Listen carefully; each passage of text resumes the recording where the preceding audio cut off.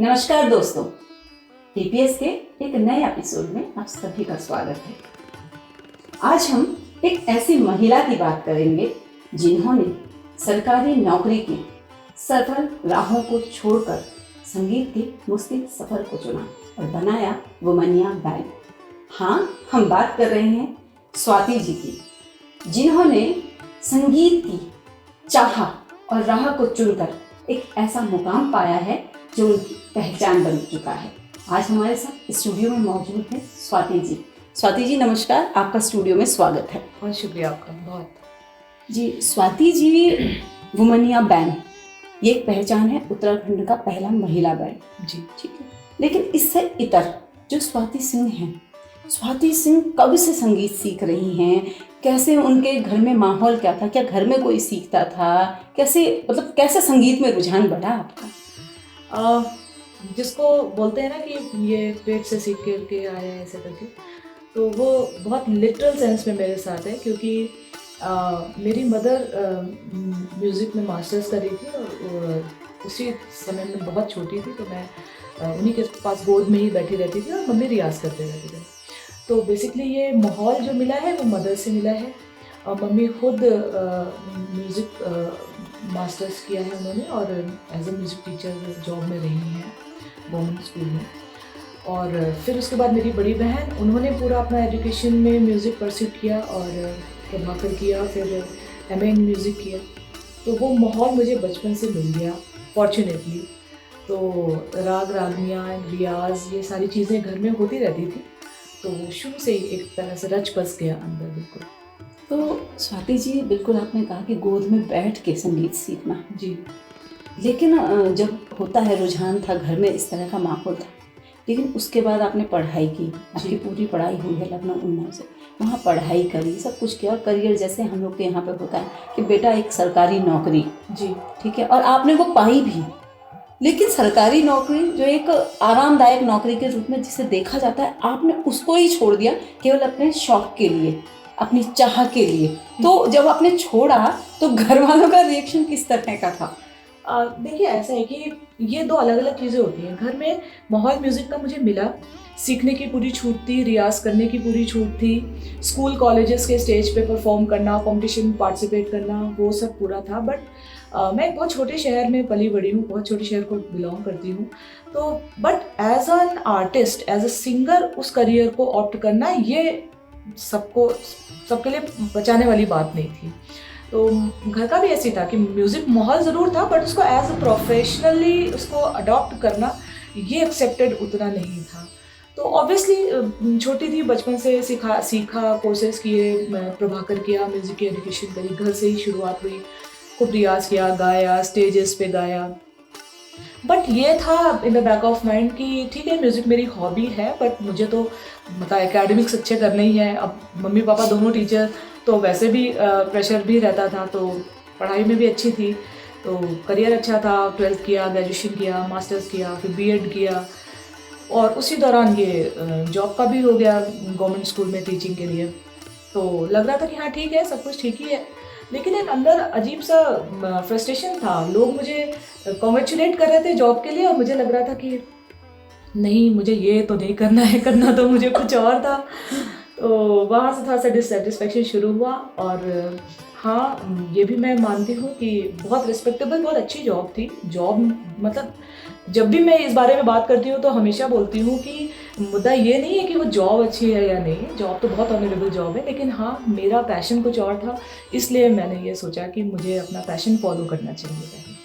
तो जैसे हम मुश्किलों की बात करें, तो घर में जब आपने बताया कि अब मैं छोड़ने वाली हूँ, मुझे गाना, संगीत में जाना है, तो सबसे पहला रिएक्शन जो था वो किस तरह का था? एक्चुअली कैसा है कि हम लोग जिस माहौल में पले बड़े हैं उस, और जिस टाइम की बात है ये, आज से 15-16 साल पहले की, उसमें करियर में इतने ज़्यादा ऑप्शंस नहीं थे हम लोगों के पास। और एज सिंगर या एज म्यूजिशियन भी मैं भी अपने आप को बहुत ज़्यादा समझ नहीं पा रही थी कि मैं क्या ही करूँगी। लेकिन हाँ, मुझे ये ज़रूर था कि ये नहीं करना है मुझे। तो वो एक डायलेमा वाली स्थिति थी। और जब मैंने फाइनली मम्मी को बोला कि मैं क्विट करना चाहती हूँ, मम्मी मेरा मन नहीं लग रहा है करने में, तो वो मुश्किल तो था ही, विरोध भी था पूरा सभी का। लेकिन हाँ, मम्मा को और मेरे परिवार को मेरे पे ये भरोसा था कि जो भी करूँगी वो अच्छा करूँगी। ओके, मतलब विश्वास इतना था कि बेटी अगर कोई कदम उठाएगी तो साथ खड़े होना है क्योंकि वो सफल होगी। क्योंकि अल्टीमेटली उनको ये था कि तुम खुश होने चाहिए, मतलब मेरी खुशी इम्पोर्टेंट थी उनके लिए, बजाय इसके कि हाँ मैं जॉब में हूँ, मैं बहुत अर्न कर रही हूँ, सब कुछ ठीक है, लेकिन अगर मैं डिससेटिस्फाइड हूँ, मैं खुश ही नहीं हूँ, तो उन्हें लगा कि फिर मैं बाकी सारी चीज़ों का फिर क्या ही फ़ायदा है अगर बच्चा खुश ही नहीं है। तो अब बस मेरी खुशी उनके लिए प्रायोरिटी थी, इसलिए उनका मन नहीं था, वो चाहते नहीं थे, लेकिन फिर भी उन्होंने एक्सेप्ट किया। हाँ, माँ बाप ने तो बच्चे की चाह जो थी वो उनके लिए सर्वोपरि हो जाती है। जी, तो अभी जैसे आप पहले सिखाते थे, आपका ग्रुप है, उसके बाद में फिर आप एकेडमिक जो चल रहा था, स्टेज शोज आप करते हैं, और आपकी सबसे अच्छी बात है कि जहाँ बैंड की हम बात करते हैं, केवल आदमी, बचपन से जो देखा है उसमें एकदम केवल महिलाएं, कोई गिटार पकड़े है, कोई ड्रम बजा रहा है, कोई सिंगिंग, लेकिन केवल महिलाएं। तो जब आप स्टेज शोज करते हैं उस समय किस तरह का रिस्पांस मिलता है, किस तरह का रहता है कि मतलब ऐसा होता है कि महिलाएं हैं, एक जोश भरा होता है, या ये भी होता है अरे महिलाएं तो हैं, दो तरह का क्योंकि समाज है, तो किस तरह का ज़्यादा माहौल देखने को मिलता है आपको? देखिए, जब मैंने ये शुरू किया था तब ये काफ़ी अनकॉमन था। अब तो आप फिर भी देखेंगे कि काफ़ी कॉमन है, फीमेल म्यूजिशियंस आपको सोशल मीडिया पर भी दिखते हैं, यूँ भी लड़कियां मिलेंगी, बट जब हाँ एज ए बैंड मैंने आज से 9 साल पहले जब इसे स्टार्ट किया तब ये थोड़ा सा रेयर था, और हमारे शहर और हमारे स्टेट में और भी ज़्यादा नई चीज़ थी, और रिस्पांस तो बहुत अच्छा मिला। मैंने इतना सोचा नहीं था, और इतना सोच के मैंने शुरू भी नहीं किया था। मैंने तो बस दिमाग में बहुत समय से ये आइडिया था। एकेडमी में रन कर ही रही थी, तो एकेडमी में ही अपने कुछ स्टूडेंट्स के साथ ही मैंने इस चीज़ को, इस आइडिया को डिस्कस किया। तो उसमें से कुछ लोगों ने जब इंटरेस्ट शो किया, फिर हमने उनकी ट्रेनिंग स्टार्ट कराई। जनरली ऐसा होता है कि पूरे ट्रेंड म्यूजिशियंस मिलते हैं और एक बैंड बनता है, बट हमारा रिवर्स प्रोसेस था। हम मेंबर्स पहले मिले, फिर वो मेंबर्स ट्रेंड हुए, फिर हमारा बैंड बना। तो इस तरह से वो बॉन्डिंग भी एक बहुत अलग है। जैसे कि आप जानते ही हैं कि मेरे बैंड में एक जो शाकुंभरी मैम, उनकी बेटी हमारे साथ ड्रमर है, तो वो एक मॉम और डॉटर का डुओ भी है। श्री विद्या ने तो बहुत छोटे से स्टार्ट किया हमारे साथ, जब वो एज ए ड्रमर आई तो वो 10 साल की थी, तो वो भी एक बहुत नई चीज़ थी लोगों के लिए। और रिस्पॉन्स की बात है कि जो आपने कहा कि अरे महिलाएं ही हैं या अरे महिलाएं हैं, कौन सा है, तो हाँ पहली बार तो ऐसा था कि लोगों को डाउटफुल था कि पता नहीं कैसा करेंगे, क्या करेंगे, बना तो दिया है बैंड, कितना ही सरवाइव कर पाएंगे। बट जब हम लोगों ने परफॉर्म किया, हमारा जो फर्स्ट स्टेज परफॉर्मेंस था, वो स्टेज, उस वक्त हम लोग भी बहुत नर्वस थे, क्योंकि लग रहा था कि पता नहीं क्या होगा, कैसा होगा, और वही एक परफॉर्मेंस ये डिसाइड करने वाला था कि हम लोग आगे इसको फर्दर कितना आगे अच्छे से ले जा पाएंगे या लेने का सोचेंगे। तो बस वो क्रूशियल था। बट हाँ, फर्स्ट स्टेज शो हमारा बहुत अच्छा रिस्पॉन्स गया। हम लोगों ने परफॉर्म किया, अराउंड 30 मिनट्स का परफॉर्मेंस किया हम लोगों ने, एंड फिर एंड में लोगों ने खड़े होकर हम लोगों को अप्लॉज किया। तो वहाँ से एक हम लोगों का इंस्पिरेशन बढ़ गई, मोटिवेशन बढ़ गया कि हाँ कुछ तो है जिसने लोगों को खड़े होकर ताली बजाने पे मजबूर किया है जी। तो फिर बस हम लोग फिर फुल टाइम जी जान से, मेहनत से, प्रैक्टिस पे, म्यूज़िक मेकिंग पे लग गए, और वो 9 साल का ये सफ़र हो गया है। और ये जर्नी बहुत खूबसूरत है, किस तरह से हम सब मिले, किस तरह से हम लोगों ने अपने आप को इवॉल्व किया as band members, as musicians.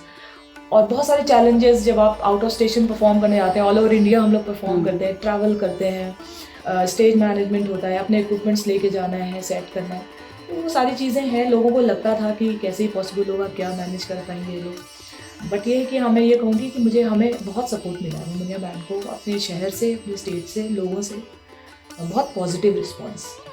Okay, एक सवाल है जी। जैसे क्योंकि आप शिक्षिका हैं जी, शिक्षक यानी जो सिखाता है जी, तो संगीत की शिक्षा आप देती हैं, तो मैम जब संगीत की आप शिक्षा देती हैं तो अमूमन क्या होता है कि बेटा संगीत सीख लो, और सबका टारगेट है रियलिटी शोज, आपको वहाँ जाना है, या मतलब माँ बाप सपना देखते हैं, बच्चे सपना देखते हैं, लेकिन जब आपके पास में कोई सीखने आता है तो क्या आपके सामने भी इस तरह की बातें आती हैं, और आप उन्हें कैसे टैकल करते हैं? बिल्कुल आती हैं, क्योंकि देखिए बच्चे में इंटरेस्ट होना और पेरेंट्स का ऐसा सोचना बड़ा नेचुरल है। और आजकल जब से ये रियलिटी शोज़ का बहुत ज़्यादा चलन बढ़ा है, तब से यूं भी क्रेज़ बढ़ गया है। अभी क्या है, ये आर्ट से और कला से ज़्यादा ये लोगों के लिए नेम फेम और उसका ज़रिया ज़्यादा हो गया है। तो मुश्किल हम लोगों को ये होती है कि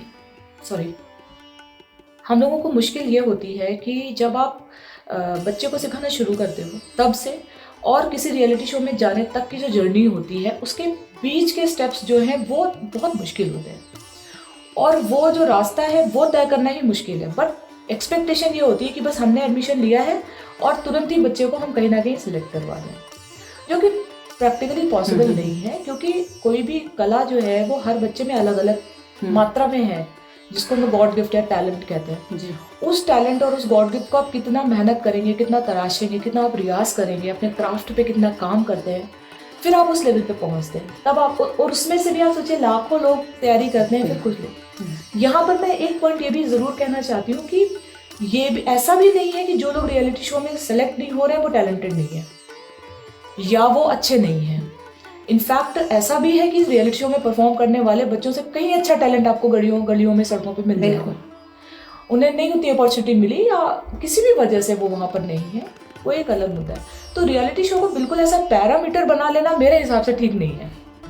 और जो ये एक्सपेक्टेशन है कि रियलिटी शो में जाना है, उसके लिए आप तैयारी करिए, मेहनत करिए, ऑडिशंस दीजिए, उस क्राफ्ट को समझिए कि वहाँ पर पहुँचने के लिए उनके जजेस की या उस टीवी चैनल की रिक्वायरमेंट क्या है कि वो आपको अपने शो में। बट ये अगेन अगर आप कल अपने आर्ट को परस्यू करने के लिए कर रहे हो तो ही सही है। अगर आप रियलिटी शो क्रैक करने के लिए ये कर रहे हो वो थोड़ा मुश्किल है। जी सही कहा आपने। मैम जैसे अब स्टूडेंट्स की बात हो रही है, क्योंकि जो स्टूडेंट्स होते हैं एक जैसे ही होते हैं स्टूडेंट, जिन्हें हमें सिखाना होता है एज अ टीचर, और उसकी मतलब जो उसकी सोच है, उसकी साइकोलॉजी को समझ के। लेकिन जैसे मैथ्स है, ठीक है, साइंस है, ये जो सब्जेक्ट हैं इनको हम ट्यूशन देते हैं जी, ठीक है। हमने म्यूज़िक के लिए भी ट्यूशन रखा, ट्यूशन लाइक सिखाने के लिए, रियाज के लिए। लेकिन क्या हम किसी को संगीत सिखा के वो लायक है नहीं है, क्या स्थिति होती है, वो गा सकता है अच्छा, एक आवाज़ अच्छा होना क्या काफ़ी होता है, और उसके बाद उसका एडमिशन दिला दिया, और एडमिशन के बाद उसको तराशना मतलब कितना होता है कंपेयर बिटवीन मैथ्स और साइंस के हिसाब से अगर तुलना करें, तुलनात्मक अध्ययन अगर हम करते हैं ना, तो संगीत को सिखाना कितना मुश्किल है। देखिए म्यूज़िक के केस में क्या है, कोई भी आर्ट फॉर्म वैसे तो मैं अभी म्यूज़िक के पर्सपेक्टिव में बात करती हूँ जी, तो जो सुर और ताल एक चीज़ होती है जी, वो ईश्वर की देन है, इसीलिए इसे गॉड गिफ्ट कहते हैं। बिल्कुल, बोलते हैं कि भाई वो बहुत टैलेंटेड है, उसमें ये टैलेंट है, तो वो आपको इनबॉर्न मिलता है और वो गॉड गिफ्ट ही होता है। किसी को ताल, किसी को लय का सेंस, सुर का सेंस सिखाया नहीं जा सकता है। म्यूजिक के साथ ये बात है, अगर आपको ईश्वर ने वो टैलेंट, वो सुर का सेंस, लय का ज्ञान आपको दे के भेजा है, फिर आप उसे तराश सकते हैं, रियाज कर सकते हैं, सीख करके बहुत अपने आप को ग्रूम, जितना रियाज करेंगे, जितना सीखेंगे गुरु से सीख कर, उतना आप अपने आप को ग्रूम कर सकते हैं। लेकिन यहाँ पर इस बात का कहने का मतलब ये बिल्कुल भी नहीं है कि आपको नहीं है सेंस और आप गाए ना या आप सीखे ना। पॉइंट इज कि अगर आप 0 हैं तो आप कुछ पॉइंट्स ऊपर चले जाएंगे। अगर आपको ऑलरेडी 10, सपोज स्केलिंग में करूँ कि भाई आपको 10 नंबर तक चीज़ आती है, तो आप उससे ऊपर ग्रूम कर जाओगे, रियाज करोगे। बट हाँ, as comparison to other subjects, तो वो ये रटने की चीज़ नहीं है। म्यूजिक रियाज की चीज़ है, सेंस की चीज़ है। क्या आपको सुर और ताल का क्या सेंस ईश्वर ने देके भेजा, फिर आप उसको सीख सकते हैं, फिर आप उसे ग्रूम कर सकते हैं, फिर आप उसे रियाज करके और बढ़ा सकते हैं। लेकिन आप रट करके संगीत नहीं सीख सकते। रट के सीखना थोड़ा नहीं, मुश्किल ही है, मतलब नामुमकिन है। संगीत के केस में खास तौर पर गुरु शिष्य पद्धति बड़ी इम्पॉर्टेंट भी है और उसका अपना एक अलग सम्मान है, क्योंकि गुरु हर एक को अपना शिष्यत्व देते नहीं है, और हर शिष्य उस लेवल पे जाके उन्हीं गुरु से सीखने, एक गुरु है, उन्हीं के बहुत सारे शिष्य हो सकते हैं और जो अलग अलग लेवल पे काम कर रहे हैं। बिल्कुल सही कहा। अच्छा स्वाति जी, अभी पहले स्टेज शोज होते थे, ठीक है आपके, उसके बाद में आपने अभी गज़ल, आपका गज़ल, आप तो गीत, खैर गला तो बहुत ही सुरीला है, लेकिन गज़लों में जो आपकी पकड़ है, गज़ल के लिए आपने अभी कई सारे आपकी एक एल्बम भी आई है, तो मैम उस एल्बम का एक गीत और उस एल्बम की शुरुआत का जो विचार है वो आया कैसे था, उसकी कहानी? कोई बहुत ख़ास कहानी नहीं है। गज़ल और सूफ़ी में मेरा इंटरेस्ट शुरू से था, गज़ल में ख़ास तौर पर। और मैं लखनऊ के आसपास से हूँ, लखनऊ में मेरा रहना भी हुआ है, तो वहाँ काफ़ी माहौल भी है। मुझे इंटरेस्ट भी है पोइट्री में, शायरी में और गज़ल सुनने में। मेहंदी हसन साहब, गुलाम अली साहब, इन सबको मैं सुनती रही हूँ बचपन से, गाती भी रही हूँ। मैंने बहुत छोटी थी तभी मैं हारमोनियम लेकर के स्टेज पे परफॉर्म भी करती थी, गज़लें वगैरह। तो ये बहुत बचपन से इनबिल्ट है। और अभी जो महफिल स्वाति नया सेट स्टार्ट किया है वो बस यूं ही कि क्योंकि शुरू से गज़लें गाती आ रही हूँ, सुनती आ रही हूँ, तो मैंने कहा इसको भी एक बार मंचित किया जाए। और अच्छा है, अप्रिशिएट कर रहे हैं लोग, इसे भी काफ़ी पसंद करते हैं। मैं देख रही थी कि काफ़ी मतलब बिल्कुल चेंज था, क्योंकि कहाँ आप गिटार और एकदम शांत पहनावा बिल्कुल बदल के और गज़लों को परफॉर्म करना। अभी ये हो रहा है। मुझे अभी हाल फिलहाल किसी ने बोला कि आप ही के दो अवतार हैं या आप दो जुड़वा हैं। सही कहा, ये बात बहुत सही सी है मैम, क्योंकि ऐसा दिख रहा है, क्योंकि हमने जिन्हें देखा है वो एकदम रॉक टाइप की दिखती थी, और ये वाली जो स्वाति जी हैं एकदम अलग, शांत और दूसरी तरह से परफॉर्म करने वाली, तो बहुत अलग है दोनों। यही कलाकार होता है मेरे ख्याल से कि जी बिल्कुल। अभी जो बड़ी फेमस सीरीज आई है बंदिश बैंडिट्स, उसमें नसीर साहब का एक डायलॉग है जो बहुत अच्छा मुझे लगा कि जिसे कभी महसूस ना किया हो उसे ही प्रस्तुत करना कलाकार का धर्म होता है। वाह।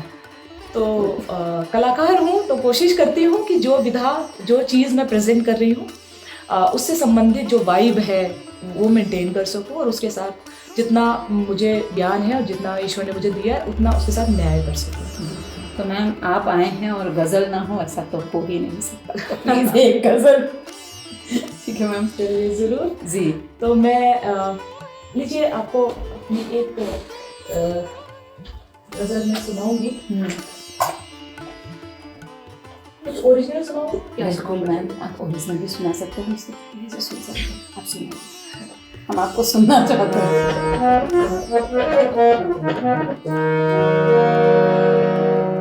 ये भी हाल फिलहाल रिलीज हुई है गज़ल, मैं कोशिश कर रही हूँ एक बार इसे इसकी बड़ी इंटरेस्टिंग सी कहानी है। इंस्टाग्राम पे मुझे एक बड़े युवा शायर हैं, अयोध्या से रहे हैं वैसे तो, और उन्होंने प्रयागराज में पढ़ते हैं, और उन्होंने ये गज़ल लिखी है।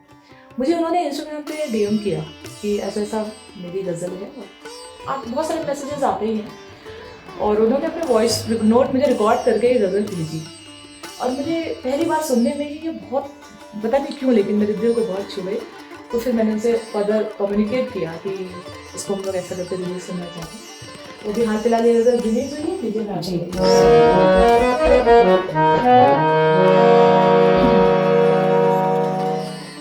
तो शेर है कि दिल की तस्कीन का रास्ता निकाल रखा है, दिल की तस्कीन का रास्ता निकाल रखा है, अब जवाबों की जगह बस सवाल रखा है।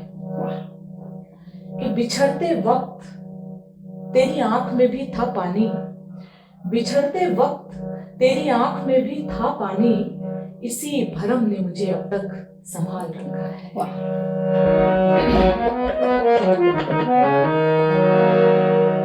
एक एहसान क्यों नहीं करते, इश्क आसान क्यों नहीं करते। वाह। एक एहसान क्यों नहीं करते, इश्क आसान क्यों नहीं करते। एक लम्हे को बस मेरे होकर मुझको हैरान क्यों नहीं करते।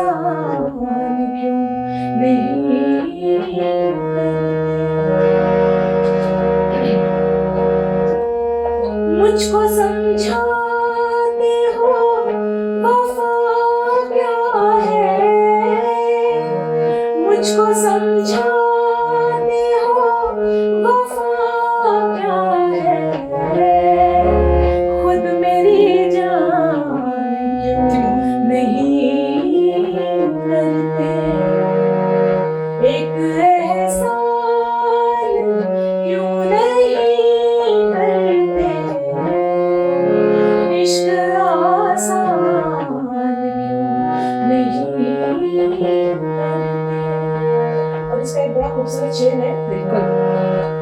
मैं परेशान इसलिए हूँ बहुत, मैं परेशान इसलिए हूँ बहुत, तुम परेशान क्यों नहीं करते, मैं परेशान इसलिए हूँ बहुत, तुम परेशान क्यों नहीं करते, एक एहसान क्यों नहीं करते, इश्क आसान क्यों नहीं करते। वाह, बहुत अच्छे स्वाति जी, आपने तो बिल्कुल ऐसा माहौल जैसा उस गजल में, क्योंकि मैंने सुनी थी वो, और बहुत लाइव सुन के कुछ अलग ही मजा आता है। तो स्वाति जी, अब जाते जाते एक सवाल है, क्योंकि हम उत्तराखंड में हैं आजकल, जिस तरह का, क्योंकि उत्तराखंडी म्यूजिक अपनी अलग छाप छोड़ता है। आप जहाँ से बिलोंग करते हैं वो तो रियासत है, ठीक है, विरासत है। तो जब आप वहाँ से ना उत्तराखंड आने का जो आपका एक था, ये मतलब कैसे प्लान बना था? आप वहाँ से यहाँ, और यहाँ आके अपना काम खड़ा करना, लोगों को जोड़ना और उन्हें फिर अपनी पहचान बनाना मुश्किल तो था, लेकिन कैसे कर पाए आप इसे? देखिए, मुझे लगता है कि अगर आपके इंटेंशंस प्योर हैं, आप किसी को नुकसान नहीं पहुंचाना चाहते हैं, और आप अपनी ग्रोथ के साथ साथ अपने आसपास सभी लोगों के साथ ग्रो करना चाहते हैं, तो अगर आपके इंटेंशंस क्लियर हैं, ट्रांसपेरेंट हैं, पॉजिटिव है, तो मुझे लगता है कि ये यूनिवर्स आपका साथ देता है। और मेरे इंटेंशंस बहुत साफ रहे हैं हमेशा। मैंने हमेशा कोशिश यही करी कि मैं संगीत की सच्चे मन से सेवा भी कर सकूं और अपना म्यूज़िक परस्यू भी कर सकूं। और ये मेरे लिए मतलब पूजा तपस्या जैसी चीज़ है। It's not only bread and butter for me. संगीत हमेशा से मेरे लिए कुछ और ही रहा है, और वो आत्मा परमात्मा जैसी चीज़ है मेरे लिए। और मुझे लगता है वैसे भी संगीत गॉड से, इस पूरे कायनात से आपको कनेक्ट करने का सबसे सुरीला और सबसे सॉफ्ट और सबसे खूबसूरत माध्यम है। मैम, संगीत है ना, जो जब संगीत कहते हैं तो मन ही खुश हो जाता है। तो कुछ ऐसा ही, जब हम क्योंकि आप उत्तराखंड आए, तो उत्तराखंडी म्यूजिक अपने आप में फोक म्यूजिक है ना, तो फोक म्यूजिक में कभी आपका ऐसा रुझान नहीं हुआ कि हम फोक पे काम करें, या कुछ इस तरह की प्लानिंग आपके पास हो कि हाँ हम इसमें भी काम कर सकते हैं? कुछ ऐसा प्लान आपने किया? मैं आपको बताऊँ कि उत्तराखंड के फोक मुझे हमेशा से बहुत अट्रैक्ट किया। बिल्कुल। जब मैं अपने स्कूल कॉलेज टाइम में, जब मैं अपने होम टाउन में भी रहती थी, तो दूरदर्शन पर प्रोग्राम्स में देखती थी, या कभी कभी हमारे स्कूल में भी ऐसा होता था कि उत्तराखंड का प्रोग्राम होता था, तो बेड़ू पापू वरो मासा हम लोग गाते रहे। और तब मुझे मालूम भी नहीं था कि मैं उत्तराखंड आ जाऊंगी, मैं यहाँ रहूँगी, यहाँ की संस्कृति और यहाँ के संगीत को इतने करीबी से महसूस कर पाऊँगी। तो उत्तराखंड का संगीत ने मुझे हमेशा बहुत अट्रैक्ट किया है। और यहाँ के जो पुराने सिंगर्स हैं, जो बसंती बिष्ट जी हैं और प्रीतम भरद्वाज जी हैं, मेघी जी हैं, इन सब का म्यूज़िक मैं यहाँ आने से पहले भी सुनती थी। और कभी कभी भाषा से संबंधित ऐसा होता है कि आपको एग्जैक्टली समझ में नहीं आ रहा, और तब हमारे पास गूगल का ऑप्शन भी नहीं था कि हम हिंदी मीनिंग देख लें कि क्या है। और तो कोई हमें मिल जाता था। एक मेरी टीचर थी जो उत्तराखंड से बिलोंग करती थी, वहाँ रही थी वो काफ़ी समय, तो हम उनसे पूछ लेते थे कि मैम इसका मतलब क्या होता है, कैसे। तो इस संगीत ने मुझे अट्रैक्ट किया हमेशा। यहाँ के इंस्ट्रूमेंट्स स्पेशली मुझे बहुत अट्रैक्ट करते थे। जो ढोल दमाऊ है और जो वो मसक बीन है, वो मुझे हमेशा से अट्रैक्ट करती रही है। तो अभी मैं एक बार फिर से प्लान कर रहे हैं हम लोग कि एक वुमनिया बैंड के साथ साथ हम लोग इन इंस्ट्रूमेंट्स को लेकर के भी एक बैंड फॉर्म करें, लड़कियों का ही, जो ये सारे पहाड़ी म्यूजिशियन जो इंस्ट्रूमेंट्स हैं वो लेकर वो म्यूजिक हम लोग प्रोड्यूस करने का कोशिश करें। तो अभी चल रहा है, मैं देखिए कब ये चीज़ आप सबके सामने मैं ला सकूँ, लेकिन मेरा प्रयास है।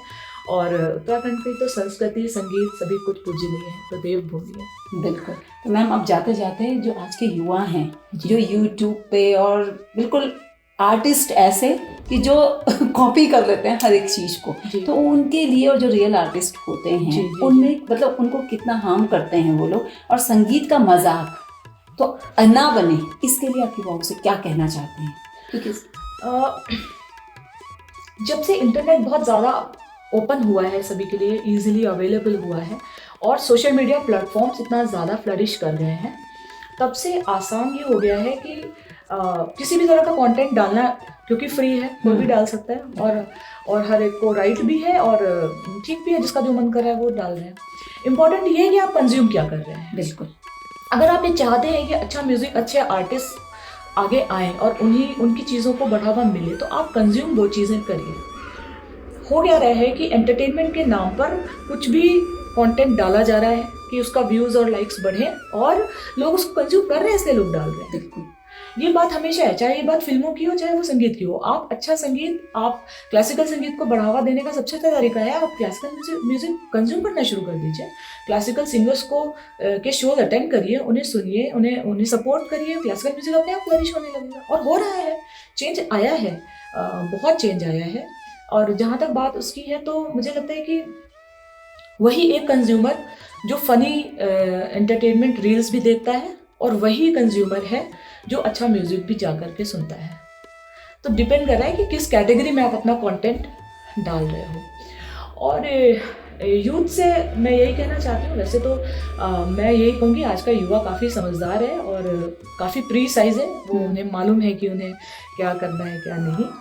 और संगीत के केस में तो यही है कि ये बात ठीक है कि आप किसी चीज़ को प्रोफेशनली लेते हो तो एक फाइनेंशियल उसका वो बनना ज़रूरी है, अदरवाइज आप परस्यू नहीं कर पाओगे उस चीज़ को।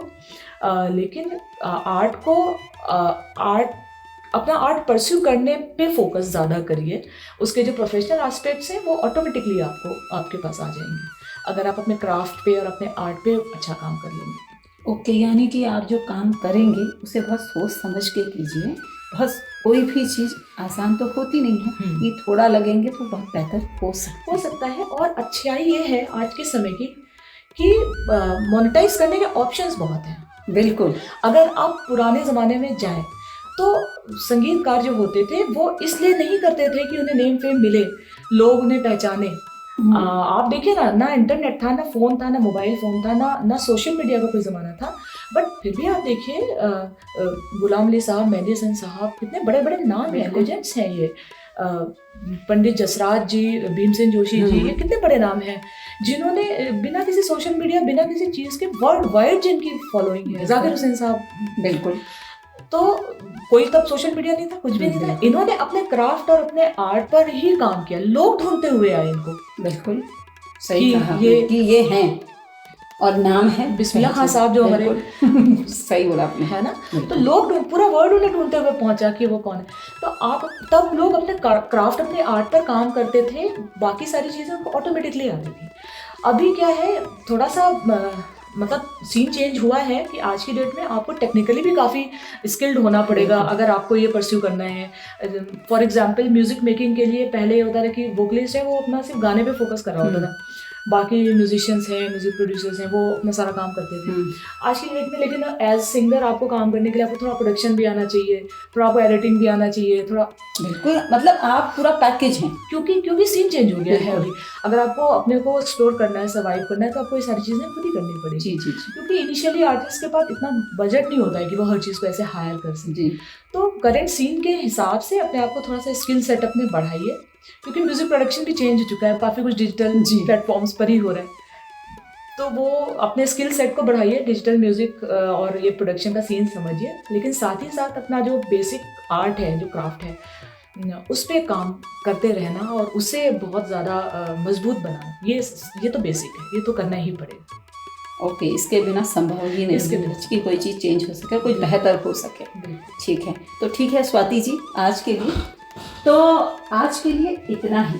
आज आपने सुनी एक ऐसी संगीत नायिका की कहानी जिसने अपनी मेहनत, जुनून और जज्बे से ये साबित किया कि कोई भी अगर आपके अंदर हौसला है तो कोई भी राह मुश्किल नहीं, बस चाह है उसे पाने की, तो चल पड़िए उस राह पर। आज के लिए TPS में इतना ही, फिर मिलेंगे एक नए एपिसोड में, तब तक के लिए नमस्कार।